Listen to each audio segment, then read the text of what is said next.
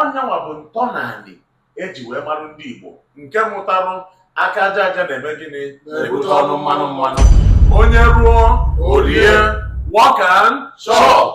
Akpanụka bụkwa High Chief Tochukwu Emmanuel Ezisi Akụyi Nwata Egwu na Agụlụ. Ego mbute ụzọ the talk of the town. Ihe a nọzi kịta bụ ebe esi bute ego siri ya. Ya gbara ụzọ eteka. Ya gbara n'ụzọ eteka. No wonder. My father nkụzi for 35 years. My mother nkụzi for 35 years. We retire. So abụrụ m nwa onye nkụzi, abụ m nwa ndị nkụzi. Nwa ndị nkụzi. Na-egekwe ntị. University ga. Ndakapụlo, ana m abịa. Okay. I want to be very truthful to you here. Eji m boy, my father pụtara n'onye nje boy. Nwa boy. Na nke onye ihe echeta n'afọ onye ije boy na. Na nke Silas Ejide. Ejide onye ebe? Onye Agụlụ. Onye Agụlụ. Ọ nọ Ọnịcha ka ọ nọ ebe? N'Ọnịcha. Ka e line ọ na-azụ? Aka ha supermarket na 8167 Avenue. Mmụọ. Ihe chụrụ na bụ ya bụ ibe ndị na ibe nyere nwa. Maka ọdịnna nke ya nwụọ. Ọ bụ onye ọzọ daa na eze onye Agụlụ. Onye Agụlụ ọ dị bọyị nke abụọ. Chief, how many years ka ị gbara nke izizi ahụ? 2 years.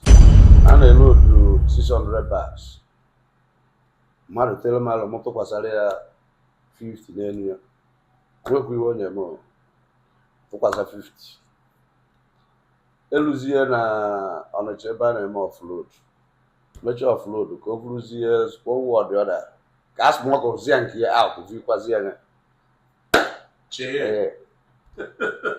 Nana boy. Okay, boy. Okay, boy. How many years, sir? 2 years plus. Wee lote ka m si eso driver na conductor na trailer wala na ụdị nne ya na-ahaziwe ha n'ogologo ụzọ. Ndị bypass. Mana Oluku Junction mana ụmụnne ahazielu driver n'ibi ọtọ. Ngwa nna m na conductor trailer ka m na-edebe. Are you serious? Who are your friends? Make Ido Park. Ido Park bụ the only luxurious park enwe na Lagos.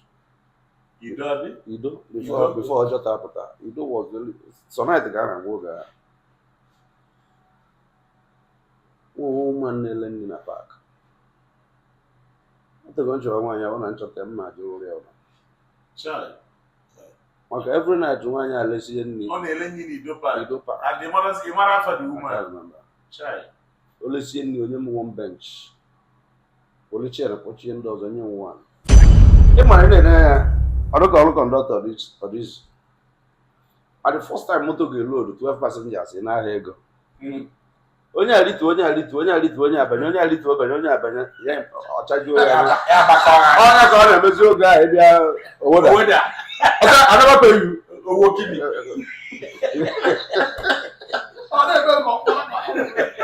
Anatago call mara. Emergency o asere si change wey give me say okay chokwe. Ngo mmanya na ruago bonna m. Go call mmanya we jepuru ihe niile na-atụ ya onda one by one. Na nwe ya mutachago clear no. Iwe ya no enye bi ọrụ. Nobody. Nobody. Bụ onye Agụlụ. Nobody.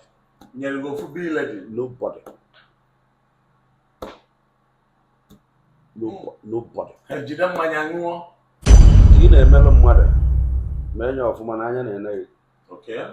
13 years.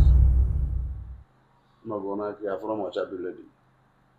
Are you serious? Onwere enye m biledi nsị nje ebupụtara ya. 12-13 years. Yes. Yeah, it's an open business.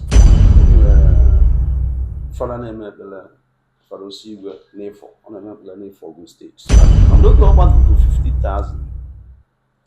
Even well as woman abroad, I carry 1,200 naira. Go for 50,000. Then order. When you 1,200 naira, I should out of fit.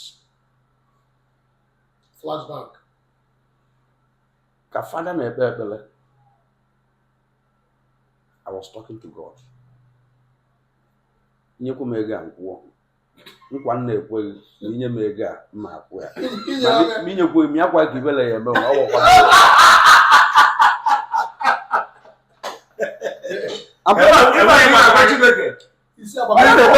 Direct. Ị mara m enwere ego akwụ na akwụ m ebe anyị fit na nkwa nna ekweghị na inye m ya na m ga-akwụ ya. Mana inyekwa m